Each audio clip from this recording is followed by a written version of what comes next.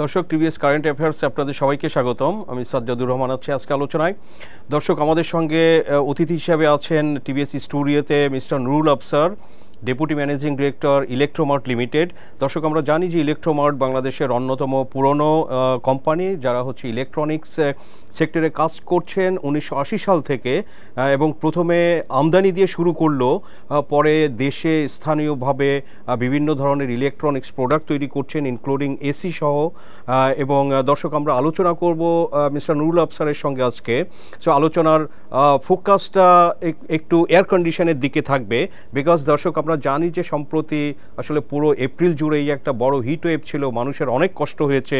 এবং গত 2-3 দিন যদিও একটু ওয়েদার আপনার টেম্পারেচার কুল ডাউন করেছে বৃষ্টির কারণে, কিন্তু আসলে মে মাস অ্যান্ড অনওয়ার্ডসও কিন্তু আসলে হিট ওয়েভের ফোরকাস্ট আছে। সো দর্শক, এরকম পরিস্থিতিতে আমরা এই যে এয়ার কন্ডিশন সেক্টর নিয়ে বাংলাদেশে এটার বাজার, বাংলাদেশে এটা আসলে কারা তৈরি করছে, প্রাইস, সুবিধা অসুবিধা, দর্শক এগুলো নিয়ে আমরা সব কিছু নিয়ে আলোচনা করব এবং আপনাদের সঙ্গে শেয়ার করব। সো নুরুল আফসার ভাই, আপনাকে টিভিএস স্টুডিওতে স্বাগতম।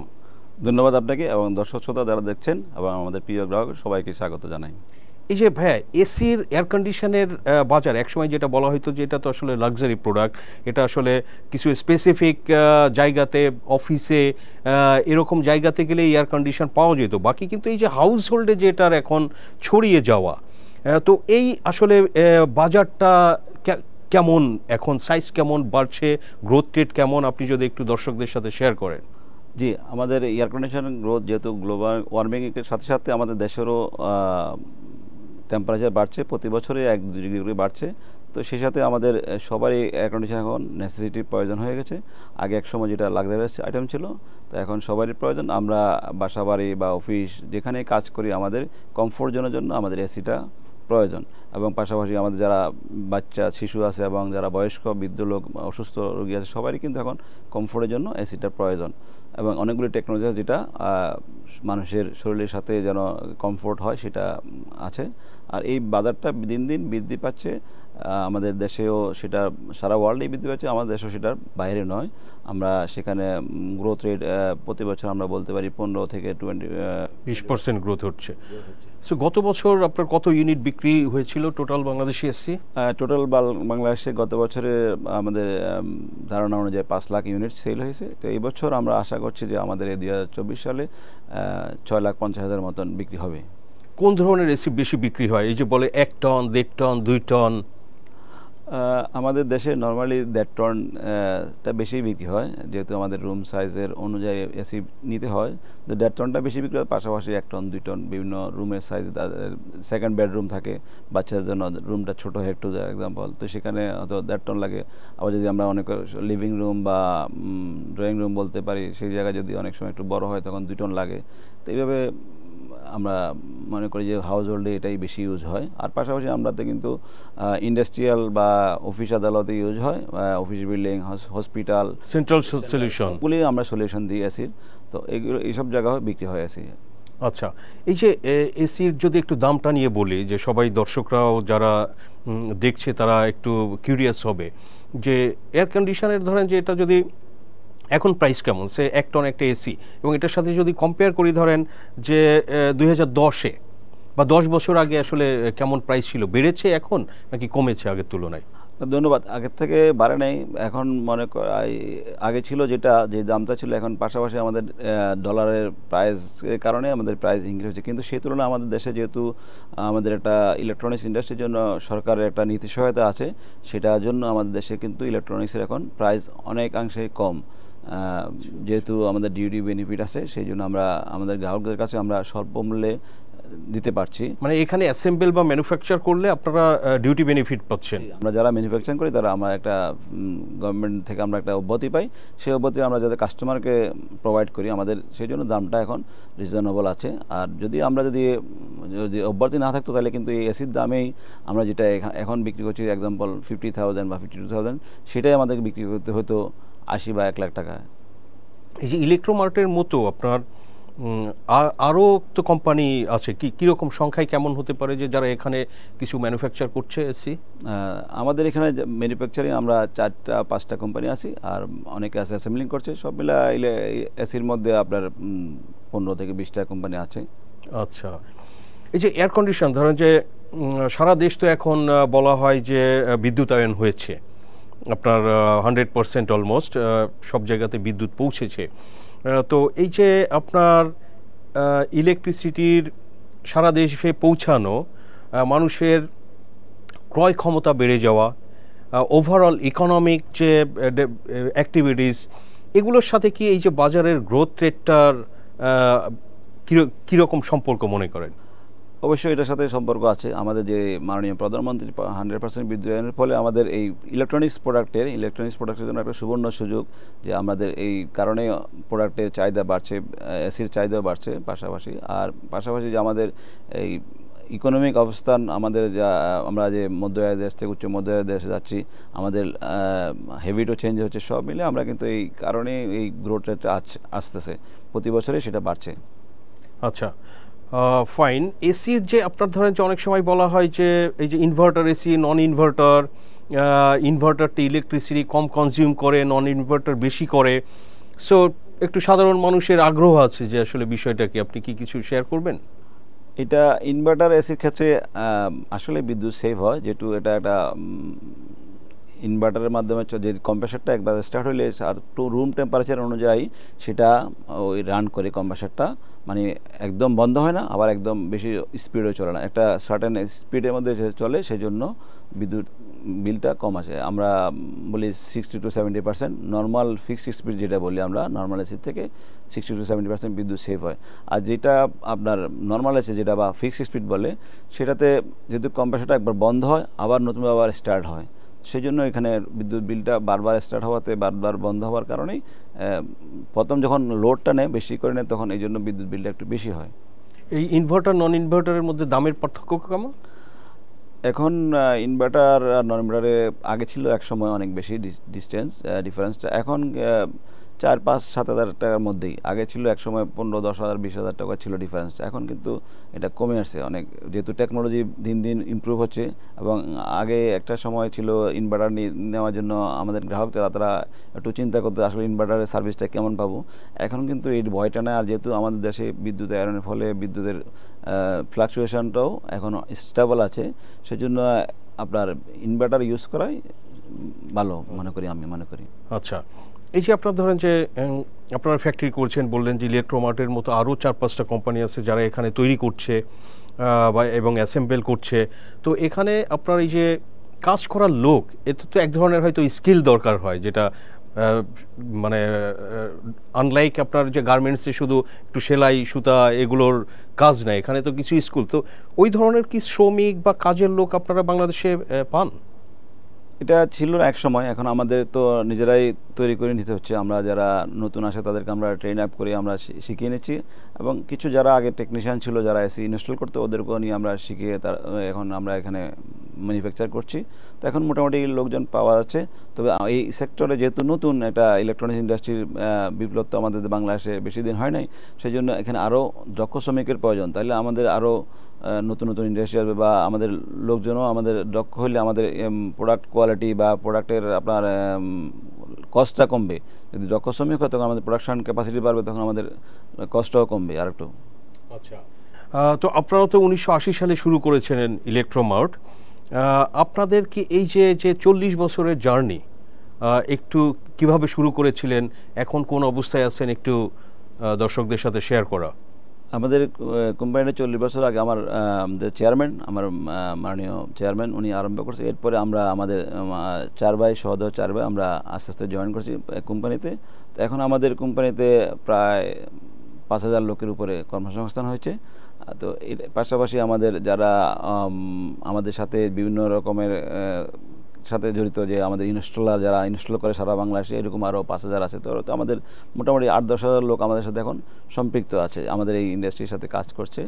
আমাদের এই আগে আমরা যখন ইম্পোর্ট করতাম, এখন আমরা তো এখানে অলরেডি ম্যানুফ্যাকচার করছি। আমাদের সোনারগাঁ নারায়ণগঞ্জে আমাদের একটা ফ্যাক্টরি আছে, সেখানে আমরা এসি, ফ্রিজ, অন্যান্য প্রোডাক্টও আমরা এখানে অ্যাসেম্বলিং করছি, ম্যানুফ্যাকচার করছি।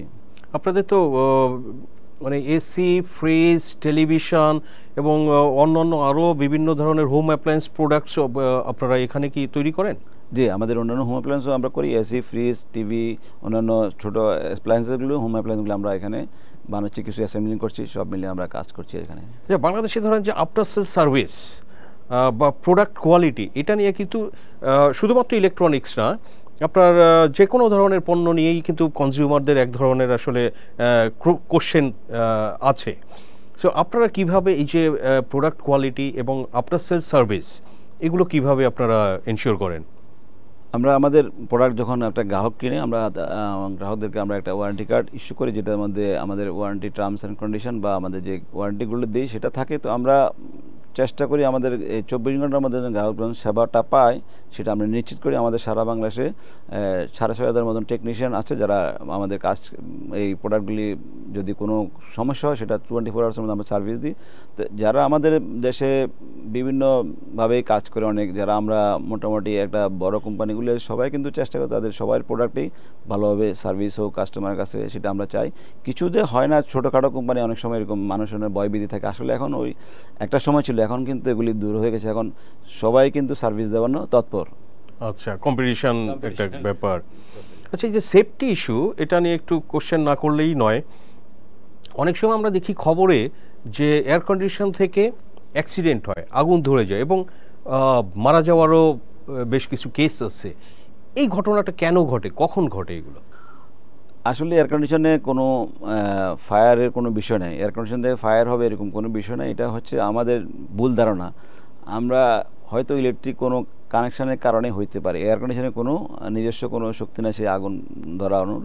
তো আমাদের এখানে যারা, আমি বলবো যারা আমাদের ইনস্টলার আছে এবং আমাদের যারা গ্রাহক আছেন তাদেরকে একটু সচেতনতার সহিত ইনস্টল যখন করে তখন ওনার যে অ্যাসোসিয়েটসগুলি ইউজ করা হয়, এক্সাম্পল কেবল বা ওনার সার্কিট ব্রেকার, ওইগুলি মানসম্মত কিনা সেটা চেক করে নেওয়া, কোয়ালিটি চেক করে নিয়ে তারপরে যদি ইনস্টল করে বা ওটা যদি কানেকশানটা ঠিকমতো দেয় তাহলে ওনার এটা বিদ্যুতের শর্ট সার্কিট বা অন্য কোনো আগুন দেওয়ার কোনো বিষয় নাই এখানে এটার মধ্যে।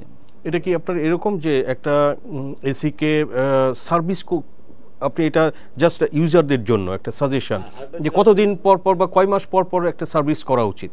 আর এটা যেটা আমরা যদি বলি যে প্রতি বছরে অন্তত 2 বার সার্ভিস করা, মানে পুরো ইনডোর আউটডোর দুটোটাই সার্ভিস করা। আর নর্মালি আমরা বাসা বাড়িতে যখন ইউজ করি আমরা নিজেরও এটা সার্ভিস করতে পারি, ফিল্টারটা পরিষ্কার করতে পারি, ইনডোরের ফিল্টারটা আমরা পরিষ্কার করতে পারি প্রতি 1 মাস পরে বা 2 মাস পরে। আমরা যখনই মনে করি যে একটু ঠান্ডা কম হচ্ছে বা একটু মনে হয় যে ঠান্ডা কম হচ্ছে, তখনই আপনি যদি ফিল্টারটা খুলে নিজেই করা যায়, আমরা নিজেরাই করতে পারি। সেটা খুললে দেখবেন যে ফিল্টারের মধ্যে একটু ময়লা আছে, সেটা পরিষ্কার করে আমরা যদি আবার লাগাই তাহলে এটা মানে আপনার প্রোডাক্টটাও ভালো থাকবে, আপনার ঠান্ডাটাও ভালো পাবেন এবং লাইফ টাইমও সেটা বাড়বে। আর প্রতি বছর অন্তত 2 বার না হলে 1 বার যেন সার্ভিস করে, তাহলে প্রোডাক্টের লাইফ টাইম এবং এই যে বিভিন্ন রকমের সমস্যা বা প্রবলেম কোনো কমপ্লেন আর থাকবে না। এই যে আপনার ধরেন যে যেহেতু সারা দেশে বলছিলাম যে সারা দেশে বিদ্যুৎ, রাস্তাঘাট, বিভিন্ন ধরনের অবকাঠামো, মানুষের ইনকাম বাড়ছে, সো এখন কি আপনার এই যে এয়ার কন্ডিশনের মতো লাক্সারি প্রোডাক্ট, এটা কি আমাদের গ্রাম অঞ্চলেও কি চাহিদা তৈরি হচ্ছে? যে এর পাশাপাশি আমাদের এই গ্রামেও কিন্তু এখন চাহিদা বৃদ্ধি পাচ্ছে। আমরা মনে ধরতে পারি যে আমাদের 10% প্রোডাক্ট কিন্তু এখন গ্রামও আস্তে আস্তে আগে ছিল হয়তো 5%, এখন 10%, আগামী দিনে আরও বেশি হবে। সারা বাংলাদেশে যেহেতু আমাদের যারা লোকজন বাইরে কাজ করে, আমরা বলি যে যারা শ্রমিকরা বাইরে কাজ করে, ওনারাও কিন্তু এখন প্রবাসী বাংলাদেশিরা, প্রবাসী বাংলাদেশি যারা আছেন ওনারা কিন্তু ওনাদের বাবা মা বা ওনাদের ছেলে মেয়ে বা ওনাদের স্ত্রীর জন্য ওনারা কিন্তু বাইরে থেকে টাকা পাঠায় যে তোমরা এই গরমে কষ্ট না করে একটা এসি কিনো। তো সবাই এখন তো এরা এখন ইয়ে করতে আরামে কমফোর্টের জন্য তারা এসি কিনছে আর কি। রাইট। তো এই যে 24 তো 4 মাস হয়ে গেল, আপনার 24-এর ট্রেন্ডটা কেমন এবং আপনাদের টার্গেট কি, যে কি পরিমাণ 2024 সালে 22-এ যেটা বললেন 5 লাখ ইউনিটের মতো বিক্রি হয়েছিল, 24-এ কি আশা করছেন আপনারা? 24-এ আমরা বললাম যে 6,50,000 আমাদের টার্গেট। তো এটার মধ্যে আমরা যে 4 মাস চলে গেল, এর মধ্যে যে গ্রোথটা আমরা যে চিন্তা করছি সেটা এটা অ্যাচিভ হবে আশা করছি। আচ্ছা, গুড, ভেরি গুড। আপনার আমরা আলোচনা একদম শেষের দিকে। আপনাদের তো অনেক ব্র্যান্ড আছে, কি কি ব্র্যান্ড আছে, আপনারা বাইরের ব্র্যান্ড কি দেশি ব্র্যান্ড কি, একটু ব্রিফলি যদি শেয়ার করেন। জি, আমরা কঙ্কা এবং গ্রি দুইটাই বাইরের ব্র্যান্ড, আমরা এখানে জয়েন্ট ভেঞ্চারে ফ্যাক্টরি করছি। বাইরের এই দুটো কি চাইনিজ ব্র্যান্ড? এগুলো দুইটাই চাইনিজ কোম্পানি, আমরা এখানে জয়েন্ট ভেঞ্চারে ফ্যাক্টরি করছি কঙ্কা এবং গ্রির সাথে। আর পাশাপাশি আমাদের নিজস্ব একটা ব্র্যান্ড হাইকো ব্র্যান্ড, সেটাও আমরা এখানে ম্যানুফ্যাকচার করি। এই তিনটা ব্র্যান্ড নিয়ে আমরা কাজ করি। এটা এয়ার কন্ডিশন ছাড়া আর কি আছে আপনাদের? এয়ার কন্ডিশন পাশাপাশি আমাদের fridge, washing machine, oven, rice cooker, gas stove, infrared cooker এবং গ্রাইন্ডার, অনেকগুলি স্মল অ্যাপ্লায়েন্সেস নিয়ে আমরা সবগুলি কাজ করি আর কি।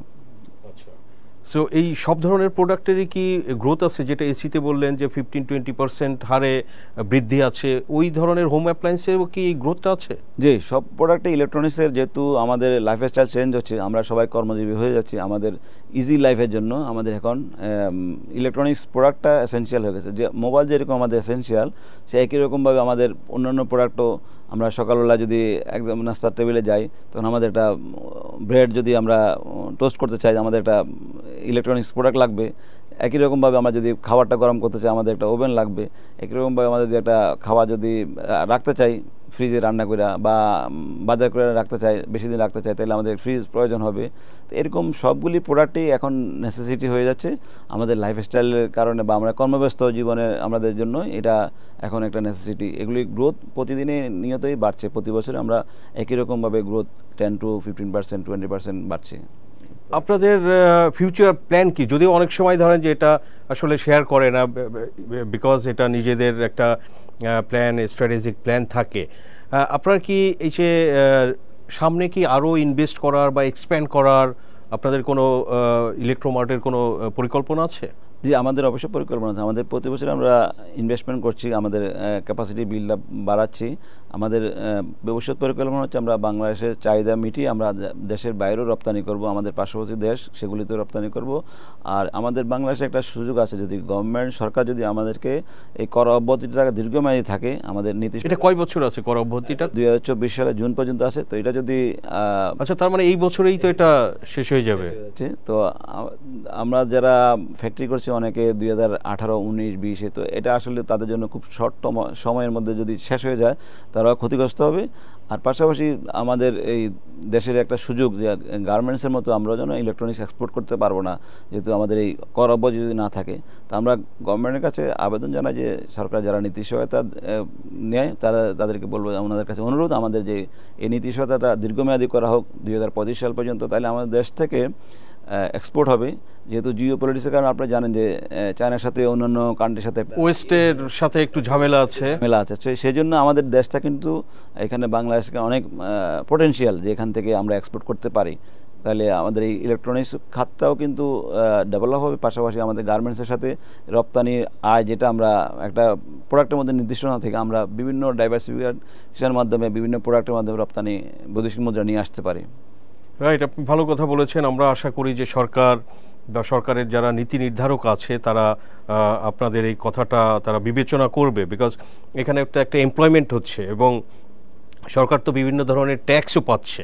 যদিও ট্যাক্স ওয়েভার ইনকামের উপরে আছে, বাট ইম্পোর্টে তো বিভিন্ন ধরনের ট্যাক্স ভ্যাট এগুলো তো আছেই, সেগুলো তো আপনাদের দিতে হচ্ছে। রাইট, সো নুরুল আফসার ভাই, আমরা শেষ করব। আপনি কি, যদি আপনার কিছু বলার না থাকে বা কিছু বলার থাকলে আপনি দর্শকদের সাথে শেয়ার করতে পারেন। ধন্যবাদ। যারা এই অনুষ্ঠান দেখছেন সবাইকে আবারও ধন্যবাদ জানাই, বিদায় নিচ্ছি। ধন্যবাদ। Thank you very much. আপনি আপনার ব্যস্ততা সত্ত্বেও সময় দিয়েছেন আমাদের। So on behalf of TVS আপনি থ্যাংক ইউ এগেন। দর্শক, আমরা আলোচনা করলাম যে শুধু ইলেকট্রোমার্ট এবং এয়ার কন্ডিশন না, আমরা আরও ইলেকট্রনিক্স, বিভিন্ন হোম অ্যাপ্লায়েন্সেস প্রোডাক্ট, এগুলোর বাজার বাংলাদেশে এবং ভবিষ্যৎ সম্ভাবনা কি। সো মিস্টার নুরুল আফসার কিন্তু শেয়ারও করলেন যে ইলেকট্রোমার্ট কন্টিনিউ ইনভেস্ট করে এবং এখন তাদের সাথে সরাসরি 5,000 লোক কিন্তু কাজ করছে এবং আরও আউটসোর্স এগুলো ধরলে 8-10,000 লোক কাজ করেছে। এবং এটার অন্যতম এই যে এক্সপ্যান্ড করেছে, এটার অন্যতম কারণ কিন্তু সরকারের পলিসি। সো সরকারের যে একটা ট্যাক্স ওয়েভার দিয়েছিল যে এই ধরনের ইলেকট্রনিক্স বাংলাদেশে প্রডিউস করলে তাদের ট্যাক্স ওয়েভার, সেটা শেষ হয়ে যাচ্ছে এই বছরের জুন মাসে। সো তারা এটা আরও আসলে এটার এক্সটেনশনের দাবি করে, বিকজ এটা তাহলে আরও ফার্দার গ্রো করবে, যেহেতু বাংলাদেশের মার্কেট গ্রো করছে, মানুষের ক্রয় ক্ষমতা বাড়ছে, অর্থনৈতিক উন্নয়ন ঘটছে। সো এই ধরনের আসলে ইলেকট্রনিক্স প্রোডাক্ট এগুলো কিন্তু আর আসলে ইভেন এয়ার কন্ডিশনও অনেকের কাছে এটা কিন্তু লাক্সারি না, আর অন্যান্য হোম অ্যাপ্লায়েন্সেস তো মানুষের আসলে এটা এভরিডে ইউজ এবং একটা দরকারি হয়ে গিয়েছে সব কিছু। সো আমরা আশা করি যে সরকার আসলে এগুলো বিবেচনা করবে এবং ঠিক মতো তারা সিদ্ধান্ত নেবে। সো দর্শক, আমরা আলোচনা করলাম, আপনাদের সঙ্গে শেয়ার করলাম। ভালো লাগলে লাইক করবেন, শেয়ার করবেন। ধন্যবাদ।